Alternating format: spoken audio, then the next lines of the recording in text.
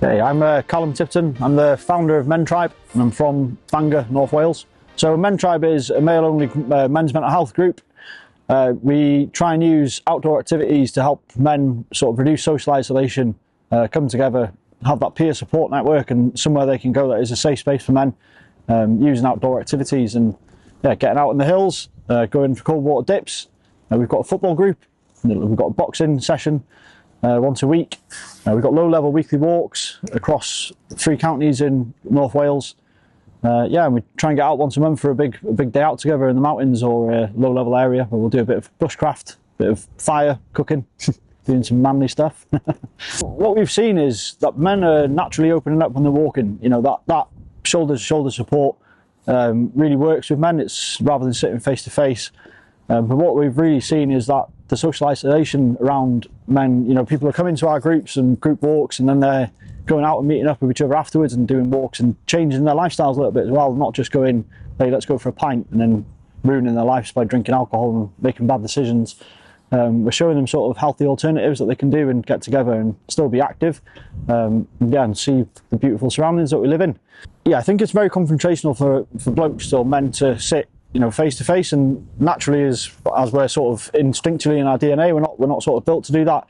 But as you take that pressure off and people start walking, you know, you don't realise when you're doing something active how much pressure you're relieving. So that naturally opens up the conversations within the groups as well. I think it's important to have these spaces for men. You know, we're not doing anything drastic. We're just getting them out walking and talking. It's not trying to change the world. We're just doing something and offering men a space where they can come and, you know, be safe essentially and have no sort of judgment against them. So the facilitators and obviously the leaders we've got, we're quite close knit, and we'll always make sure that we have a debrief afterwards, or we always make sure we check in with each other. We have actually got a few therapists locally as well who have offered to give us some free therapy, just so we can download, because it can be quite a lot, you know, when you're taking on everyone else's burdens. You've got to look after yourself as well. Something I learned probably the hard way. But yeah, you've got to really look after each other, and I think we've got quite a good close-knit group that are running Men Tribe, so all of us are quite okay to hold our hands up and sort of lead by example, especially, and when we openly tell the lads that we've done that as well, so that it'll sort of reiterate the point that it's okay to ask for help. Yeah, so the way I look after myself really is just I'll have a certain amount of time where I'll work on Men Tribe, and then I'll put a message in the chat and say, lads, I'm taking some time out, because that might just prompt somebody else as well, you know, and go, actually, I need to stop as well and have a little time for myself. I am a father of 3, I'm married, you know, I coach 2 football teams and my son and my daughter, but I use that as well, you know, as getting out and coaching the football as a way of escape, you know, from Men Tribe, from work or other life stress balances. So I'll just focus on something else for a couple of days or maybe a week or so, just before I do burn out, and so I've got the energy to carry on.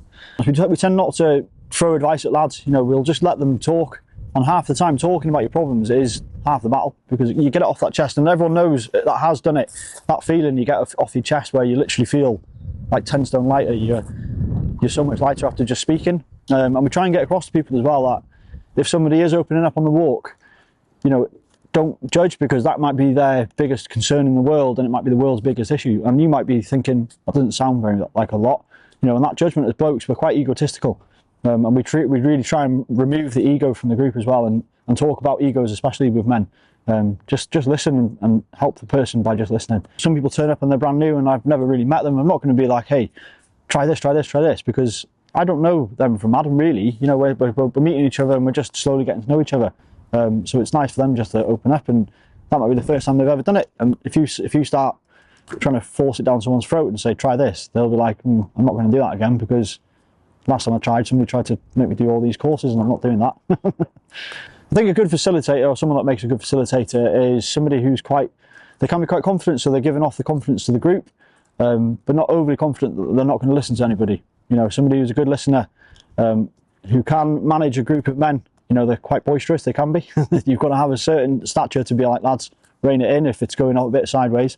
But yeah, somebody that's got a bit of charisma as well, I think, you know, just to be there and hold the space for the men. And not, yeah, like I said, don't be somebody who's trying to force anything on people, just be happy and content in what you're doing. But we get people from all walks of life, you know, we got people that are highly successful businessmen. Yeah, so anyone from all walks of life, people from construction, a lot of blue light staff that come through. You know, people who are just generally lost in life as well, and they want to just find a new tribe of people, you know, and a new group of people who want to change. That maybe they've hung around with a certain type of people for a lot of their life, and they've realised actually this isn't working. I need to find some new people, some new hobbies to do, you know. And that's another aspect of Men Tribe. We sort of introduced them to a different avenue of living as well. Yeah, so it's all sorts of people coming through. Practically, I think just doing it, I think is. And you can overthink it, and I've done this many a time with a few projects that we've had, and I overthink it, and then I just do it, and you know, you look back and you go, actually, it wasn't as bad as I thought it was going to be. And also, I think a lot of people are willing to help as well, you know, and that's a massive message that we try and convey across the blokes: is ask for help and you'll get it. And like, nobody ever believes you, but when we did sit down after the first 12 months, and I said, you know, like, who's actually helped us here? And people will just willingly come and help you because they believe in what you're doing, and then you're so grateful for it. Yeah, the more help you get, the better. But yeah, I think practically, you're never going to be alone doing it. You might think you're alone, and once you throw the idea out into the universe, it will come back to you, and you know, you will reap the rewards of getting what you need. There's one lad who came along. He was struggling with loneliness and was quite a frequent user of drugs. And he sort of tried to battle everything by taking drugs. We introduced him to a new group of people, and he made a lot of friends. And that socialisation and that getting him out of that loneliness loop of just sitting at home and taking drugs, you know, has really turned his life around. He's been sober now for however many months. I don't want to say too many months. He's been sober for a period of time now, and he's a completely different person. But what we're seeing really is just people that come and they've been maybe isolated, you know, and they maybe wouldn't fit into a status quo of a certain type of group, but they come into us and they see that we don't really turn anyone away, and it doesn't matter your background, you know, and we're seeing men from all walks of life coming in, so it's really good. I think when we started our first walk, we had five lads turn up, and I would just use social media to advertise it.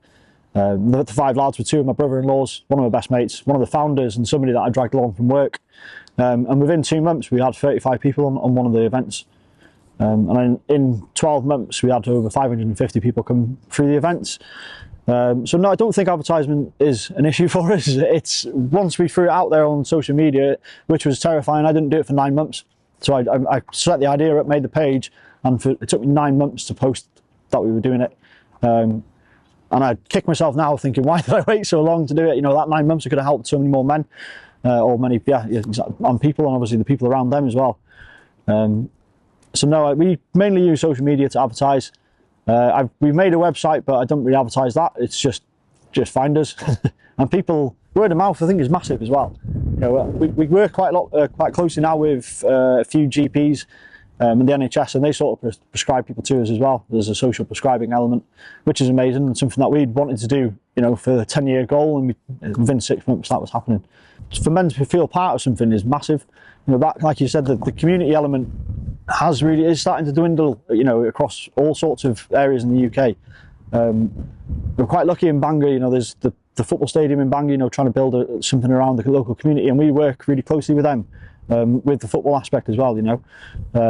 And we're massive on trying to push community. Like I said, my job in the military really promoted brotherhood, and when I left I was missing that myself, and I just needed to sort of try and help men and help them realise that, you know, being in a bigger group of men working together and doing something together, you know, is that community, you know. And it's not just that matter of getting out and walking and talking, you know. There's lads who are helping each other and getting to work, you know, changing careers.